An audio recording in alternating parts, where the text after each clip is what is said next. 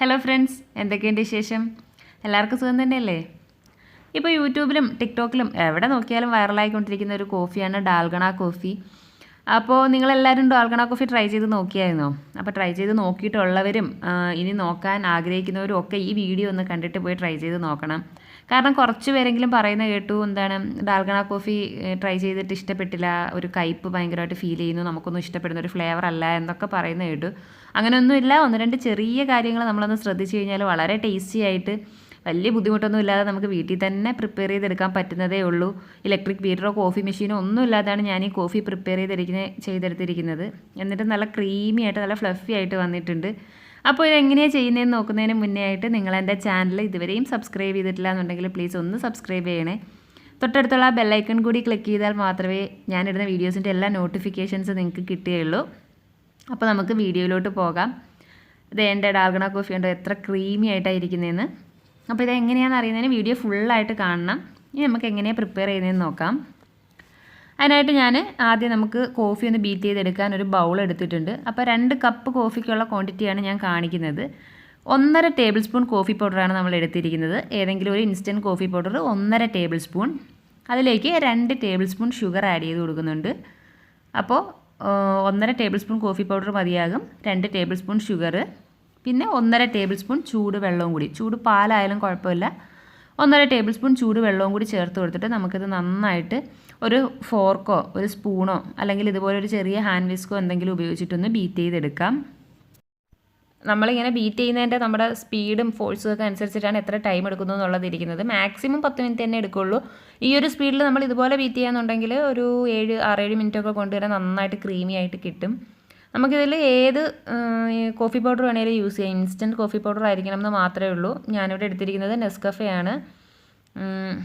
പിന്നെ ഇത് നമുക്ക് വേണമെങ്കിൽ ഒരു ബോട്ടിൽ ഒഴിച്ചിട്ട് നന്നായിട്ട് ഷെയ്ക്ക് ചെയ്തെടുത്താലും മതി. ഇങ്ങനെ ബീറ്റ് ചെയ്യണം എന്നില്ല. ഗ്ലാസ് ബോട്ടിൽ എടുത്തിട്ട് നന്നായിട്ട് ഷെയ്ക്ക് ചെയ്തെടുത്താലും മതി. ഇപ്പോൾ ഇതൊരു 6 മിനിറ്റോളമൊക്കെ എടുത്തിട്ടുള്ളൂ.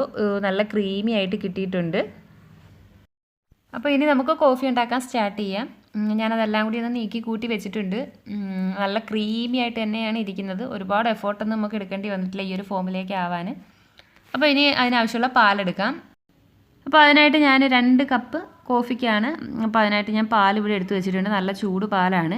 ഇതിലേക്ക് കൂടി 1 ടേബിൾ സ്പൂൺ ഷുഗർ ഞാൻ ആഡ് ചെയ്യുന്നുണ്ട്. നമ്മൾ സാധാരണ യൂസ് ചെയ്യുന്ന പാലിലാരും ഷുഗർ ചേർക്കാറില്ല, അതുകൊണ്ടാണ് കൂടുതൽ കയ്പ്പ് ഫീൽ ചെയ്യുന്നത്. ഇത് ഞാൻ ആ ഒരു പാലിലേക്കും കൂടി 1 ടേബിൾ സ്പൂൺ ഷുഗർ ആഡ് ചെയ്യുന്നുണ്ട്.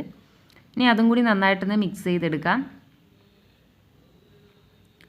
അപ്പോൾ ഇത് ഒരു 240 ml തന്നെ വലിപ്പമുള്ളൊരു കപ്പാണ്. നമ്മൾ ഒരു കപ്പ് വെള്ളം കൊള്ളുന്ന പാകത്തിനുള്ള കോഫി കപ്പാണ് ഞാൻ എടുത്തിരിക്കുന്നത്. അപ്പോൾ അതിൽ നമ്മൾ പാലൊഴിക്കുമ്പോൾ ഒരു 75% അല്ല ഒഴിക്കേണ്ടത്, ഒരു 80-85% എങ്കിലും പാല് ഫില്ല് ചെയ്യണം.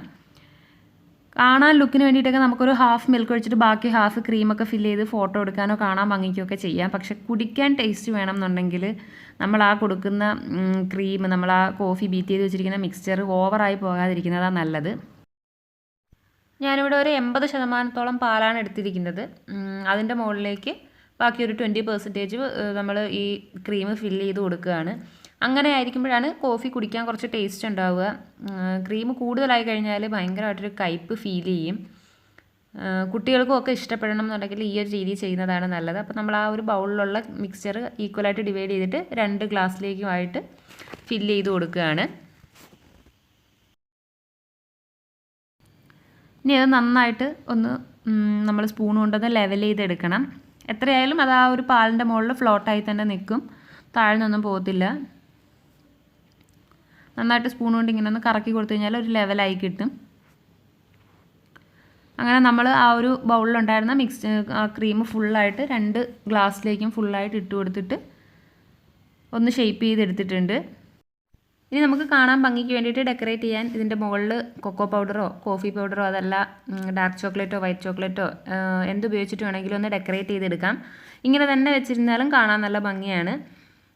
അപ്പോൾ നിങ്ങൾ ഡാൽഗണ കോഫി ട്രൈ ചെയ്തിട്ടുള്ള ആളാണേലും അതല്ല ഇനി ട്രൈ ചെയ്യാൻ ആഗ്രഹിക്കുന്ന ആളാണേലും ഈ ഒരു റെസിപ്പി ഫോളോ ചെയ്തിട്ടൊന്ന് ചെയ്ത് നോക്കുക. ഞാൻ പറഞ്ഞ 1-2 കാര്യങ്ങളൊന്ന് ശ്രദ്ധിച്ചാൽ മാത്രം മതി.